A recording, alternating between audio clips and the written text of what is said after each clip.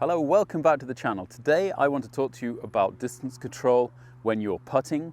I believe this is probably one of the most important things for an average golfer to get right, one of the most difficult things to get right, and I'm going to show you a couple of games that you can do to actually make it more fun while you're doing it.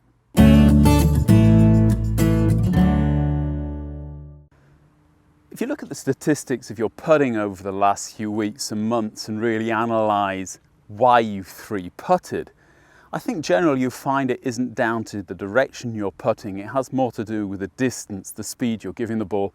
You're hitting it too hard, so it's jumping over the hole or lipping out. You're hitting it too soft, it's not getting there. You're leaving yourself a long second putt, and that's causing you your three putts. So really, the main reason for your three putting is distance control. Distance control putting is boring, just like most putting is when you're not on the golf course. Putting can be the most exciting part of playing golf, and if you watch the tournaments, you're going to see a lot of hold and miss putts, and it's quite exciting.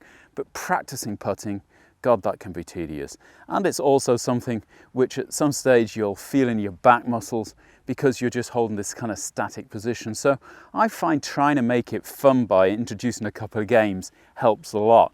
And I'm going to show you two games today that I play with my students in order to get them actually controlling the distance of their putts a little bit better. Now, all you're going to need is a few balls and half a dozen tees for this.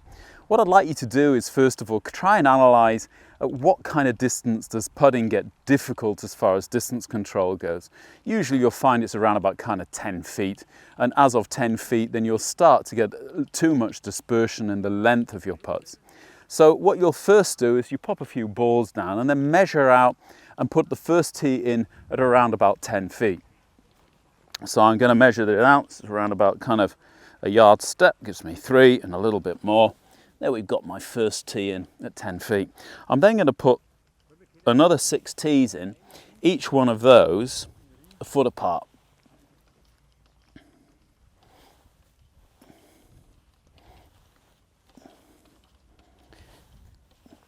So what I've actually produced here are like 5 zones I want to get the golf ball into, starting with the first problem zone, which is around about kind of 10 to 11 feet.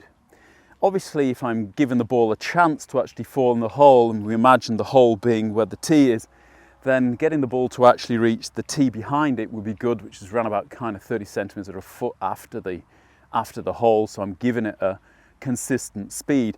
So in the perfect world, I'll try and get the ball to stop around about the height of the tee behind the tee I'm aiming at. But anywhere in that zone would be good for this exercise.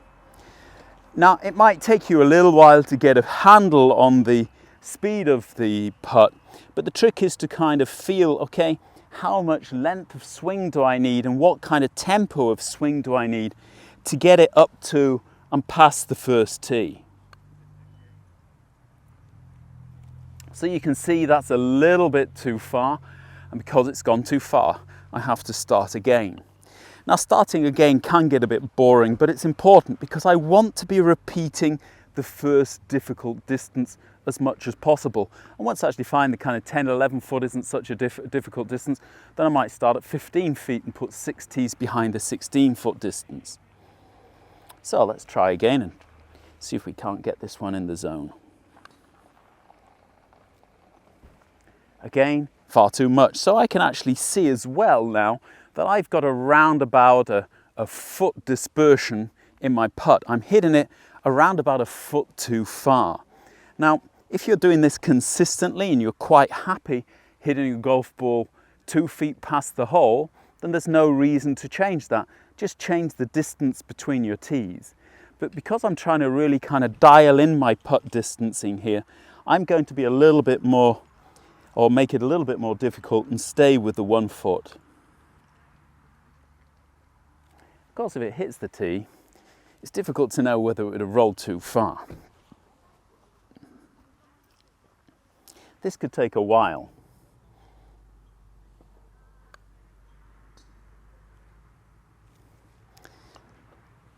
This could take a while. Finally. So I've got the first ball virtually where I want it, the first height of the second tee. The trick is to get the second ball now next to the yellow tee. So I'm giving it a little bit more energy than I did for the first one. Now that hasn't got it up to the second tee, but as you can see, because it struck the first ball, it probably would have been in the zone. So I'm going to give myself that.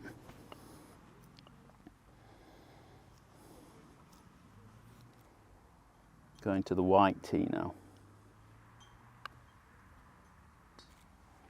Knock it on past the white tee. I'm starting again.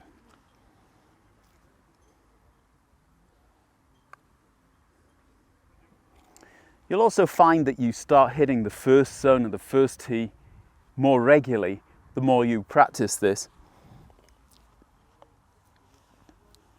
And it's getting these not only feelings, but this conviction that I can hit these distances, which is so important in putting. Because putting, like everything else, is just about confidence. So the first exercise is very simple. I want 6 tees in the ground. I'm going to putt from a specific distance away from the first tee.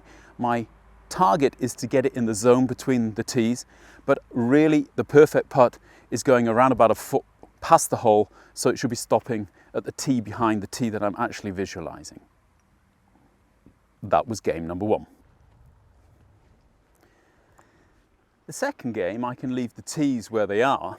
All I'm going to do is go to the side and putt towards them as if they were kind of a wall.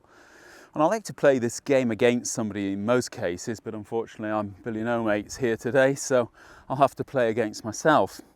The idea again is first of all to look at your stats and see kind of what distances am I struggling at, and then get yourself that distance away from the wall. The trick then is to make the putt so that it gets as close to the wall as possible without rolling through the wall. And if you're playing by yourself, you can just give yourself points for how close you get to the wall. If you go through the wall, it's a minus point. If you leave it short of the wall, you get a point. As you can see, this is downhill, so it's very difficult.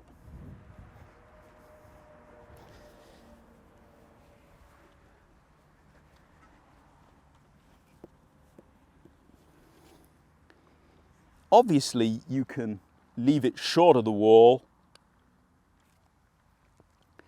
but if you do, to get the next point and not lose a point, you've got to get the ball closer to the ball that you just hit, but not over the wall. And that's how I'd play against someone else. First of all, they can choose the distance. They make the first putt. If it goes through the wall, I get a point. I make the second putt and try and get closer to the wall than their ball. If I don't, they get the point. If I do, I get the point. And then you take it in turns to decide the putt length to the wall, and every time it goes for a point. So if you play up to 10 points, winner gets a beer. As you can see at the moment, I'm not getting many points.